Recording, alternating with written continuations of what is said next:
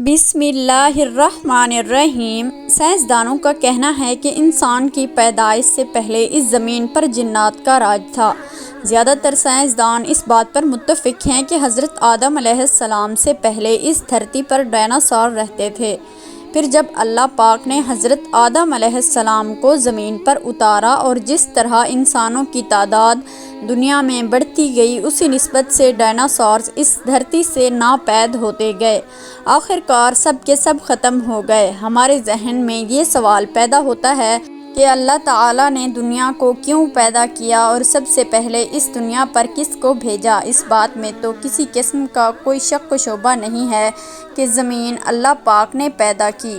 قرآن کریم کی سورۃ حدید کی آیت نمبر 4 میں ارشاد باری تعالیٰ ہے، وہی ہے جس نے آسمانوں اور زمین کو 6 دن میں پیدا کیا، پھر عرش پر جلوہ فرما ہوا۔ وہ خوب جانتا ہے زمین میں جو چیز ہے اور اس سے نکلے، جو کچھ آسمان سے نیچے آئے اور جو کچھ اس پر چڑھ کر جائے۔ جہاں کہیں تم ہو وہ تمہارے ساتھ ہے اور اللہ تعالیٰ تمہارے اعمال کو دیکھ رہا ہے۔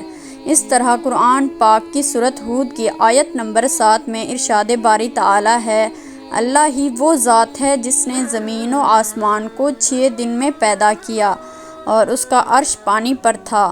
حضرت امام احمد بن حنبل روایت کرتے ہیں کہ نبی کریم صلی اللہ علیہ وآلہ وسلم سے کسی صحابی نے دریافت کیا، اے اللہ کے نبی صلی اللہ علیہ وآلہ وسلم، زمین و آسمان کو بنانے سے پہلے اللہ کہاں تھا؟ حضور اکرم صلی اللہ علیہ وآلہ وسلم نے فرمایا کہ وہ اپنے اماں میں تھا۔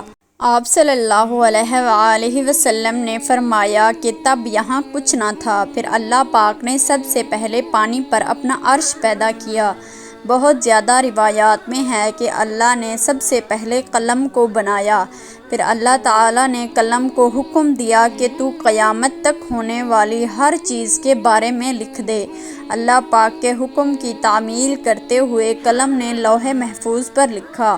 بخاری شریف میں ہے کہ یمن سے ایک قافلہ آپ صلی اللہ علیہ وآلہ وسلم کے پاس آیا۔ انہوں نے کہا، اے اللہ کے نبی صلی اللہ علیہ وآلہ وسلم، ہم سب آپ کے پاس دین کی تعلیم لینے آئے ہیں۔ ہم لوگ اس سوچ میں ہیں کہ اللہ پاک نے اس زمین پر سب سے پہلے کس کو پیدا کیا؟ نبی کریم صلی اللہ علیہ وآلہ وسلم نے فرمایا کہ بس اللہ تعالیٰ تھا، اس کے علاوہ کوئی نہ تھا۔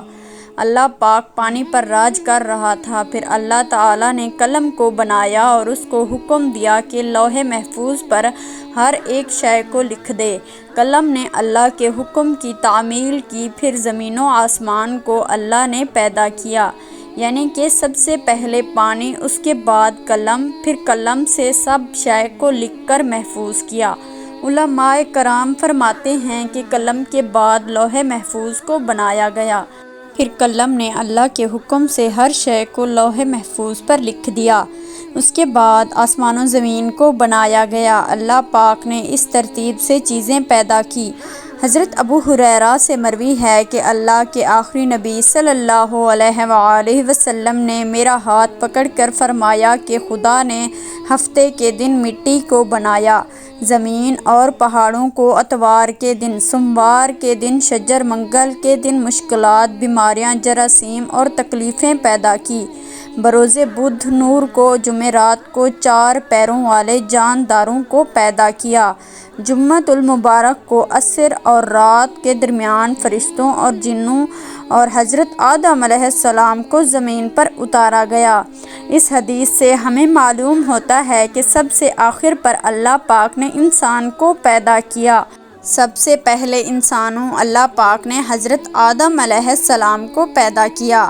حضرت آدم علیہ السلام کو پیدا کرنے سے پہلے فرشتے اور جنات کو پیدا کیا گیا تھا۔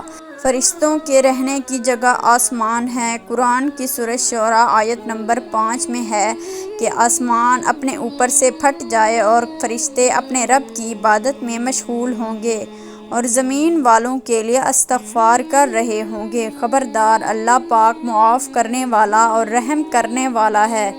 حضرت عائشہ رضی اللہ تعالی عنہا سے مروی ہے کہ اللہ کے نبی صلی اللہ علیہ وآلہ وسلم نے فرمایا کہ فرشتوں کو نور، جنوں کو آگ اور حضرت آدم علیہ السلام کو مٹی سے پیدا کیا گیا۔ حضرت آدم سے پہلے جنوں اور فرشتوں کو پیدا کیا گیا تھا۔ قرآن کریم کی سورہ حجر کی آیت نمبر 27 میں فرمایا جاتا ہے کہ اس سے پہلے جنات کو ہم نے لو والی آگ سے پیدا کیا، یعنی آگ کے شعلے سے پیدا فرمایا۔ یہ آگ کے بڑھتے ہوئے شعلے کے کنارے کو کہتے ہیں۔ جنوں کو آگ کی جڑ سے نہیں بلکہ آگ کے شعلوں کے کناروں سے پیدا کیا گیا۔ قرآن میں ابلیس شیطان کے بارے میں کہا کہ تو نے مجھے آگ سے پیدا کیا ہے۔ ہم پہلے ہی بتا چکے ہیں کہ جنوں کو اللہ پاک نے آگ کی لو سے پیدا کیا۔ جنات کی اصلیت آگ ہی ہے۔ ابلیس کو بھی جنات کے گروہ میں پیدا کیا گیا۔ اس میں کسی کو شک نہیں ہونا چاہیے کہ ابلیس بھی آگ سے پیدا کیا گیا۔ قرآن پاک میں ہے کہ ابلیس جنوں میں سے تھا، مطلب یہ ہے کہ وہ فرشتوں میں سے نہیں تھا۔ امام حسن رحمۃ اللہ علیہ فرماتے ہیں کہ وہ ایک لمحہ بھی فرشتوں میں شامل نہیں ہوا۔ حضرت عبداللہ اور عبداللہ بن عباس رضی اللہ تعالیٰ فرماتے ہیں کہ جنات کے رہنے کی جگہ جنگل اور پہاڑ ہیں۔ اس کے 2000 سال بعد اللہ پاک نے حضرت آدم علیہ السلام اور حضرت اماں حوا کو زمین پر اتارا۔ اس طرح انسانوں کی نسل در نسل شروع ہوئی۔ اللہ پاک ایک دن قیامت برپا فرمائے گا۔ جس طرح یہ دنیا وجود میں آئی اس طرح یہ ختم ہو جائے گی۔ اللہ پاک سے دعا ہے کہ وہ ہمیں مرنے سے پہلے نیک اعمال کرنے کی توفیق دے اور ہمیں نبی کریم صلی اللہ علیہ وآلہ وسلم سے بے پناہ محبت کرنے کی توفیق عطا فرمائے۔ آمین۔